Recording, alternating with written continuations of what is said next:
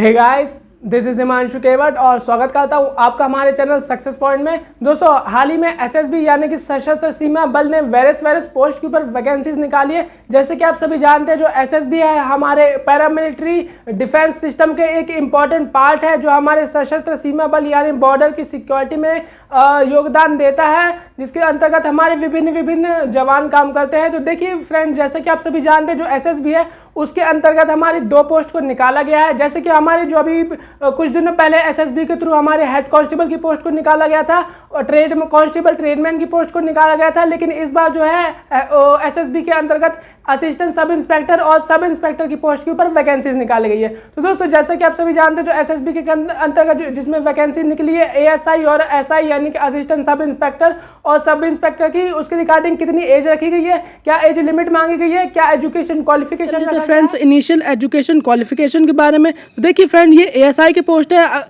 अगर आप एसआई की पोस्ट के लिए अप्लाई करेंगे तो अब आपको ग्रेजुएशन चाहिए रहता है, लेकिन ASI assistant sub inspector stenographer की पोस्ट के लिए आपको ग्रेजुएशन की आवश्यकता नहीं होती, सिंपली आपका 12th पास होना जरूरी होता है। देखिए, इनिशियल एजुकेशन क्वालिफिकेशन के बारे में बात करें तो देखिए यहाँ पर लिखा है इंटरमीडिएट और senior secondary school certificate 10+2 examination from recognise board या यूनिवर्सिटी, यानी कि आपके पास सिंपली 12th किया हो। अगर आपने 12th किया है किसी भी सब्जेक्ट से, तब आप इस फॉर्म को ईजिली भर सकते हैं, आपको किसी भी स्टेज में दिक्कत नहीं आएगी। बात कर लेते हैं इसकी skill test norms of computer के बारे में। देखिए फ्रेंड, जैसे कि ये एएसआई की पोस्ट है, ये स्टेनोग्राफर की पोस्ट है, तो इसमें जो स्किल टेस्ट भी लिया जाता है, जो कि आपको कंप्यूटर में टाइपिंग करवाई जाती है। देखिए, जो कंप्यूटर में टाइपिंग करवाई जाएगी वो आपका 10 मिनट में 80 वर्ड पर मिनट आपको टाइप करके दिखाना होगा, तब आपको क्वालिफाई कर दिया जाएगा नेक्स्ट स्टेज के लिए। देखिए, आपको जो टाइपिंग टेस्ट यानी कि स्किल टेस्ट रहने वाला है वो जस्ट क्वालिफाइंग नेचर का रहने वाला है। इसमें आपको किसी भी प्रकार के एडिशनल नंबर नहीं दिए जाएंगे या फिर किसी प्रकार का आपको इसमें मेरिट में प्रभाव नहीं पड़ने वाला है। आपको जो फाइनल मेरिट बनने वाली है वो आपके एग्जाम के सीबीटी के मार्क्स पर ही बनने वाली है। तो दोस्तों, अब बाकी की चीज़ों के बारे में बात कर लेते हैं। देखिए, जैसे कि इसमें बताया गया है, the crisis date of determined age and all eligibility criteria of above post will be the choosing date of receipt of applications. बात कर लेते हैं और नीचे आते हैं नोटिफिकेशन में, और बाकी की चीज़ों के बारे में बात कर लेते हैं। देखिए, यहाँ पास जो पॉइंट 4 दिया गया है डेट ऑफ बर्थ के बारे में, तो देखिए डेट ऑफ बर्थ है and name as recorded in matriculation certificate, यानी कि जो आपका डेट ऑफ बर्थ और नाम रहेगा वो आपकी 10th की मार्कशीट के हिसाब से ही रहेगा। यानी कि आपको जो अपना फॉर्म भरना है उसमें जो आपकी डेट ऑफ बर्थ आपको डालनी है और जो आपके जो नाम रहेगा वो टोटल आपकी 10th की मार्कशीट के बेस पर ही होने वाला है।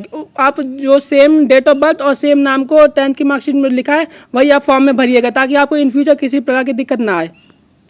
बाकी की चीज़ों के बारे में बात कर लेते हैं, जैसे कि हमारे एज रिलैक्सेशन। देखिए जैसे कि मैंने आपको अभी बताया, अगर आप SC/ST में आते हैं तो आपको 5 साल का एज रिलैक्सेशन देखने को मिल जाता है, और OBC में आते हैं अगर आप, तो आपको 3 साल का एज रिलैक्सेशन देखने को मिल जाता है। और यदि आप एक्स सर्विसमैन के यानी भूतपूर्व सैनिक के अंतर्गत आते हैं तो आपको 3 साल का एज रिलैक्सेशन देखने को मिल जाता है, यानी कि जो आपकी 25 साल एज लिमिट रखी गई है उसको बढ़ाकर एक्स सर्विसमैन के लिए 28 साल कर दिया गया है।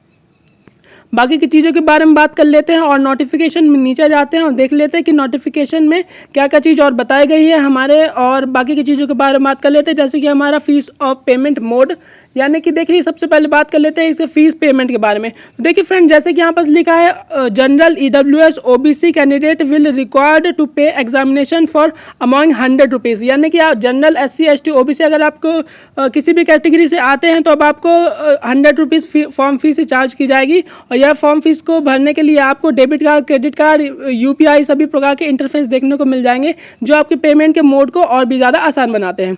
देखिए फ्रेंड्स, और नीचे आ जाते हैं, बात कर लेते हैं पार्ट 1 यानी कि पोस्ट के बारे में। देखिए यहाँ पर फॉर्म के फिलअप के बारे में बताया गया। देखिए, जो आपका फॉर्म रहेगा वो उसमें आपको सबसे पहले आपको पोस्ट भरनी पड़ेगी कि आप किस पोस्ट के लिए अप्लाई करने हैं। फिर आपको कैंडिडेटर का name, father's name, mother's name, date of birth, gender और नेशनलिटी, रिलीजन और मैरिटल स्टेटस, ये आप मैरिड है कि अनमैरिड है। वैसे ही अनमैरिड के लिए ही है, बाकी आप इसमें अनमैरिड ही ज़रूर भरिएगा। कैटेगरी भरनी पड़ेगी OBC SC/ST जिससे आप आते हैं। और नीचे आ जाते हैं बाकी की चीज़ों के बारे में। आइडेंटिफिकेशन मार्क आपको भरना पड़ेगा, अपना आधार कार्ड नंबर भरना पड़ेगा। आइडेंटिफिकेशन मार्क यानी कि मान लीजिए अगर आपके हाथ में या सर में किसी भी प्रकार का कटा हुआ निशान या बॉडी में किसी प्रकार का मार्क है तो आप सिंपली उसमें भर दीजिएगा कट मार्क ऑफ फोरहेड या cut mark on right hand, किसी प्रकार से आप भर दीजिएगा। क्योंकि ये फिजिकल, जब आपका फिजिकल होगा, आप PST होगा, फिजिकल स्टैंडर्ड टेस्ट होगा, तब आपका जो है बॉडी मार्क होगा उसको चेक किया जाएगा कि आप वही पर्सन है जिन्होंने एग्ज़ाम दिया है, उन्होंने फॉर्म भरा है। यहाँ आपको मोबाइल नंबर भरना पड़ेगा, ईमेल आईडी, फिर आपको एजुकेशन क्वालिफिकेशन, एड्रेस, फिर आपको पासवर्ड और फिर आपको फोटो साइन अपलोड करने होंगे। फोटो साइन में ध्यान रखिएगा आपको जो साइन हो वो बिल्कुल क्रिस्टल क्लियर हो, और जो आपकी फ़ोटो हो तो वाइट मैक्सिमम रखिएगा कि आपकी फ़ोटो जो आप अपलोड कर रहे हैं passport size photo white background में हो, ताकि आपका फॉर्म को किसी प्रकार से रिजेक्ट ना किया जाए। पार्ट बी के बारे में बात कर लेते, फिर आपका पेमेंट मोड आ जाएगा, जिससे आप भीम, UPI या फिर किसी प्रकार के डेबिट क्रेडिट कार्ड से आप पेमेंट कर सकते हैं। बात कर लेते हैं बाकी के इंपॉर्टेंट थिंग्स के बारे में, जो ये हमारा रहने वाला है selection procedure. Finally friend selection procedure के बारे में बात कर लेते हैं। देखिए फ्रेंड, फिजिकल एफिशिएंसी टेस्ट के बारे में सबसे पहले हम बात कर लेते हैं। और जो हमारा फिजिकल एफिशिएंसी टेस्ट या physical standard test PST PET होने वाला है, यहाँ पर लिखा है PST and PET will be conducted at SSB location by board of officers, यानी कि आपका जो PST PET करवाया जाएगा वो SSB ऑफिसर के थ्रू ही करवाया जाएगा। इसमें हमारी कुछ स्टेजेस है, जैसे कि आपको जो मेल के लिए रनिंग मांगी गई है, यहाँ 1.6 किलोमीटर की रनिंग आपको 6.5 मिनट के अंदर करनी होगी, और फीमेल के लिए आपको 800 मीटर की रनिंग आपको 4 मिनट के अंतर्गत कंप्लीट करनी होगी, तब आप नेक्स्ट स्टेज के लिए क्वालिफाई कर दिए जाएंगे। बाकी यहाँ पर देखिए फिजिकल स्टैंडर्ड टेस्ट के बारे में बात करें, जो कि आपका हाइट, चेस्ट, वेट मेजर किया जाता है, जिसमें मेल के लिए आपको जो मिनिमम हाइट रखी गई है 165, और फीमेल के लिए जो आपकी हाइट रखी गई है वो 155 रखी गई है। चेस्ट के लिए आप बात करें तो मिनिमम आप विदाउट एक्सपेंशन आपका 77 होना चाहिए चेस्ट, और विद एक्सपेंशन आपका 82 चेस्ट होने चाहिए, और फीमेल में किसी प्रकार की चेस्ट एक्सपेंशन की डिमांड नहीं की गई है। बात कर लेते हैं बाकी की चीज़ों के बारे में, जैसे कि हमारा रिटर्न एग्जाम रहने वाला है।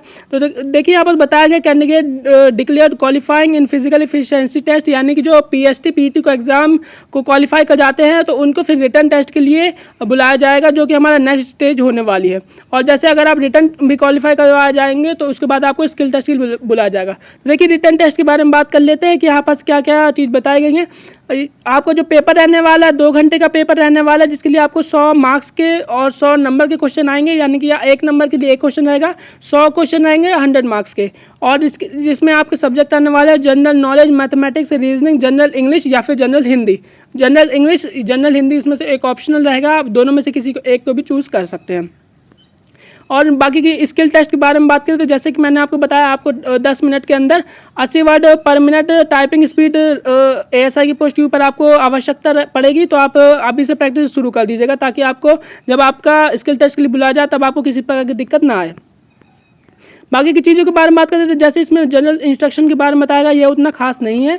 और यहाँ पर फॉर्म के बारे में बताया गया कि बहुत डिटेल के बारे में बताया गया कि आप फॉर्म किस तरह भर सकते हैं, और बाकी हाइट, चेस्ट, वेट ये पर कैटेगरी के लिए अलग है, जैसे SC के लिए अलग है, ST के लिए अलग है। बाकी ओवरऑल मैंने आपको बता दिया कि 165 मेल के लिए और 155 फीमेल के लिए हाइट ज़रूरी है। तो दोस्तों ये रहा ऑफिशियल नोटिस ASI की पोस्ट के ऊपर। अगर आपको किसी प्रकार की दिक्कत आती है तो आप मुझसे कमेंट बॉक्स में पूछ सकते हैं, और SSC बैंक, रेलवे, UPSC की लेटेस्ट गवर्नमेंट जॉब की पल पल की अपडेट पाने के लिए चैनल को सब्सक्राइब कीजिएगा। चलिए दोस्तों मिलते हैं नेक्स्ट वीडियो में, नेक्स्ट अपडेट में।